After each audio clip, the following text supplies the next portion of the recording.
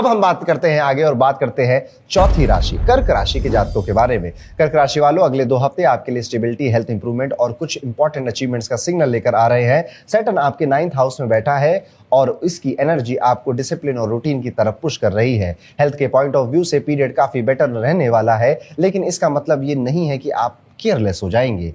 थोड़ा सा अपने ऊपर ध्यान दीजिए। एक्सरसाइज, योगा अगर कुछ डाल सकते हैं अपने रूटीन में, जरूर डालिए। अगर आप रोज 30 मिनट वॉक पर ही सिंपली जाने लग जाएंगे तो बॉडी माइंड दोनों बैलेंस होगा। एक्चुअली में कर्क राशि वालों, आपको यहाँ पर योगा की सबसे ज्यादा जरूरत है। योगा एक ऐसी चीज है जो कि माइंड और बॉडी दोनों के बीच में रिदम बैठाती है। यूट्यूब पर कई सारे योगा टीचर्स ने अपने लेसन सिखा रखे हैं। पोस्चर कैसा रखना है, कैसा करना है, ट्यूटोरियल जरूर मौजूद होंगे।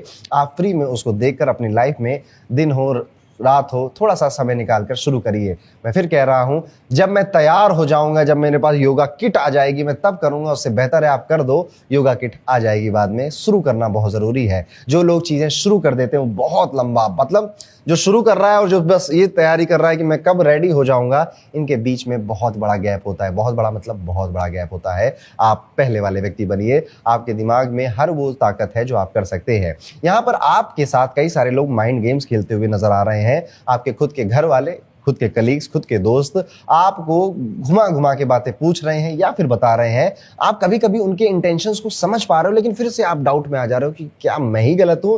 इस तरह का एक कंफ्यूजन इस टाइम पीरियड में चल रहा है। तो मैं आपको बता दूं, आप सही हैं। आपके साथ रियली में माइंड गेम्स खेले जा रहे हैं।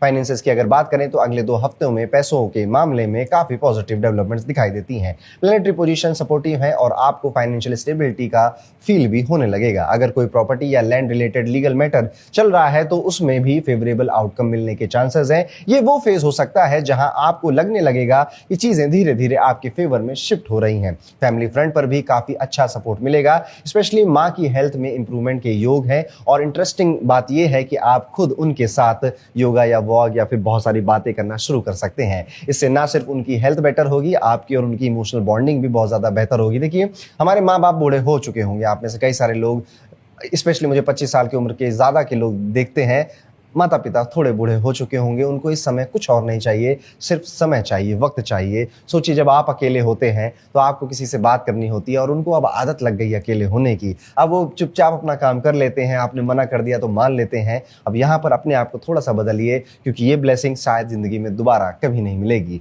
कभी कभी एक सिंपल फैमिली कन्वर्सेशन मम्मी से, पापा से आपको इतना खुश कर देती है, आपके डाउट्स इतने क्लियर कर देती है कि आपको और ज्यादा कुछ ओवर थिंक करने की जरूरत नहीं पड़ती है। करियर और बिजनेस की अगर बात करें तो जो लोग पार्टनरशिप बिजनेस मैनेज कर रहे हैं उन्हें थोड़ा स्ट्रेटेजिक रहना होगा। अगर बीच में कोई मिसअंडरस्टैंडिंग या इशू आ जाए तो उसे इग्नोर करने के बजाय क्लियर कम्युनिकेशन और प्रॉपर प्लानिंग से हैंडल करना बेटर रहेगा। बिजनेस एक्सपेंड करने का सोच रहे हैं तो एफर्ट्स बढ़ाने पड़ेंगे, क्योंकि ग्रोथ तभी आएगी जब आप प्रोएक्टिव अप्रोच लोगे। कई बार अपॉर्चुनिटी सामने होती है पर एक्शन लेने में डिले हो जाता है। इस बार उस डिले को अवॉइड करना है। स्टूडेंट्स के लिए भी ये अगले 2 हफ्ते काफी इंकरेजिंग होने वाले हैं। लाइफ की कई सिचुएशन में पॉजिटिव चेंजेस आएंगे और आपका, एक्चुअली मैं कहूं कि हृदय परिवर्तन काफी ज्यादा होने वाला है।